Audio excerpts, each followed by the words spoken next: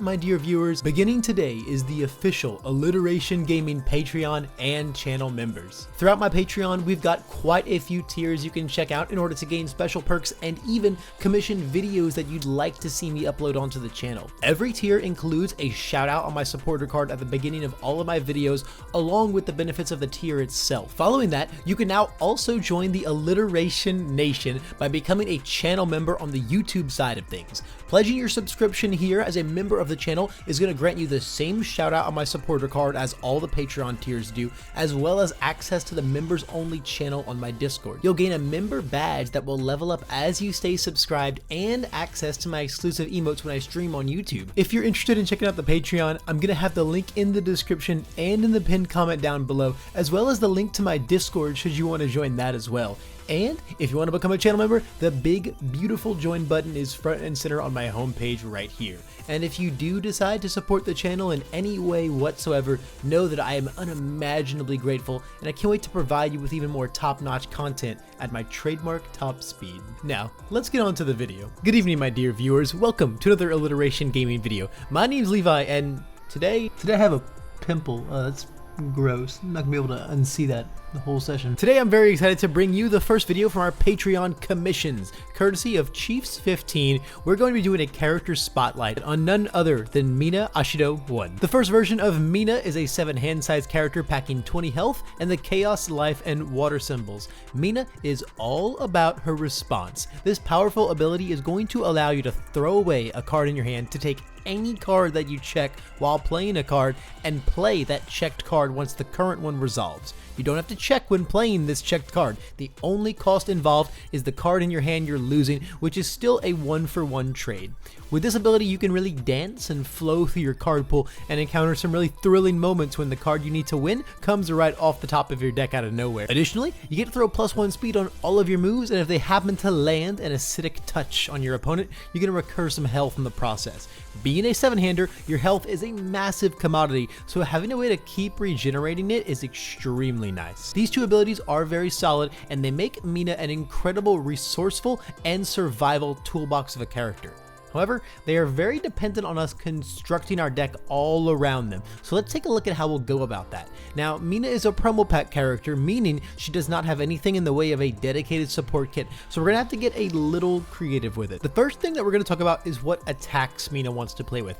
Ideally, the attacks in your deck should support both aspects of her character card, and there's quite a few ways to do it. First, you should try and make sure that your attack lineup is incredibly all-purpose or very generic. When you're playing attacks randomly off the top of your deck, it can sometimes be difficult to set up certain moves or meet activation requirements. If the only attacks that you check the whole turn are ones that need specific circumstances that you're not able to meet, you're not going to get much value out of your character. So the less conditions on your orange cards, the better. Back Alley Haymaker and Invisible Infiltration are great examples of attacks that just guarantee resource generation no matter what.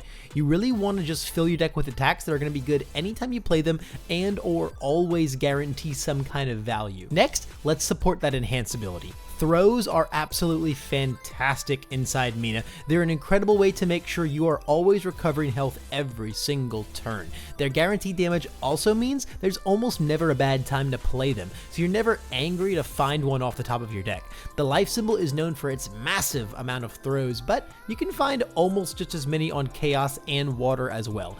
Additionally, any attacks that deal damage even when they're fully blocked, such as Electric Jolt or Tape Swing, are going to be extra valuable in your deck for the same exact reasons. Massive 6 difficulty attacks are also wonderful in Mina. The high difficulty of these moves is often what keeps players from slamming them into their decks, but when you're playing them for totally free, these huge moves bring the top end of value out of Mina's responsibility. I guarantee you, nothing feels better than slamming down her Pillar Swing and committing 0 foundations for it. Ultimately though, you just want to make sure you're straying away from combo and chain moves as much as you can.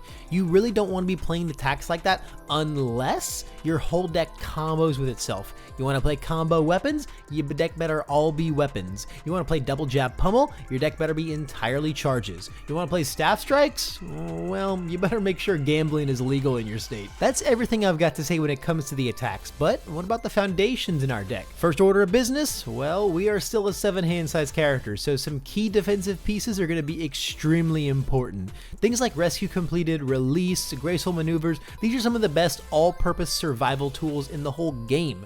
Mina's symbols have got some of the best defensive pieces in the biz, and even though we can keep ourselves pretty healthy with our enhance, we want to make sure we're utilizing them in our deck to have the fullest blocking capacity that we possibly can. Next, let's discuss what Mina's abilities bring to the table with our gray cards. Mina is impeccable at playing lots of different tech pieces and unique foundations at low quantities due to the way her form works.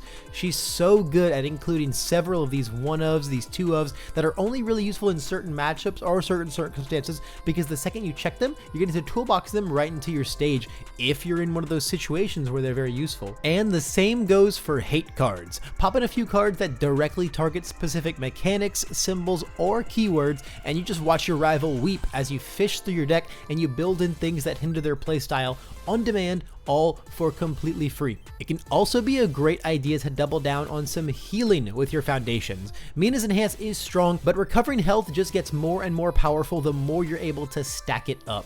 Built-in health recursion is really rare, especially on a 7-hander, so taking advantage of it and packing even more healing into your deck is going to be just a fantastic way to continuously sustain yourself. Lastly, just like with the attacks, Mina takes the difficulty curve and dances completely around it. You are more free than ever to include tons and tons of powerful 3 difficulty foundations into your deck and never have to worry about how taxing they might be because you're getting to build them in for free.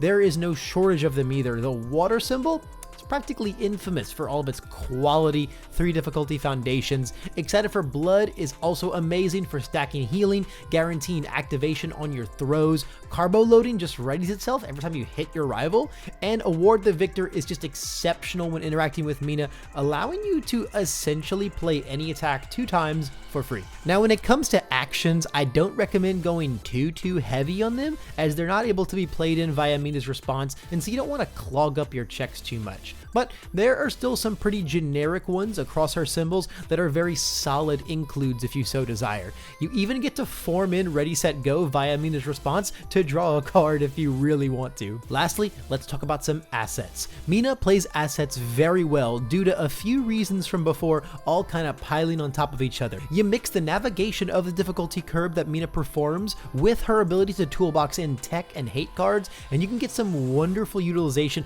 of a ton of niche actions that exist in the game, especially some of the more higher difficulty ones. And that is going to conclude our showcase today on Mina Ashido 1. A big thanks again to Chiefs15 for commissioning this video. If you enjoyed and or learned anything from it, I would really appreciate some feedback via the like button, and if you want more quality content like this in your inbox, the subscribe button is what you want to Texas smash. And if that doesn't quite do it for you, you can also hit the join button down there to become a channel member. That's going to support my work even further and score you some sweet perks like badges and emotes when I stream on YouTube.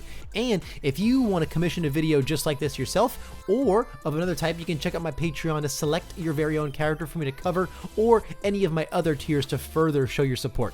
I'm going to have the links to everything in the description and the pinned comments down there. But above all else, just thanks for making it all the way to the end of this video. That's all the time I've got for today, but I hope I can see you around in the next one.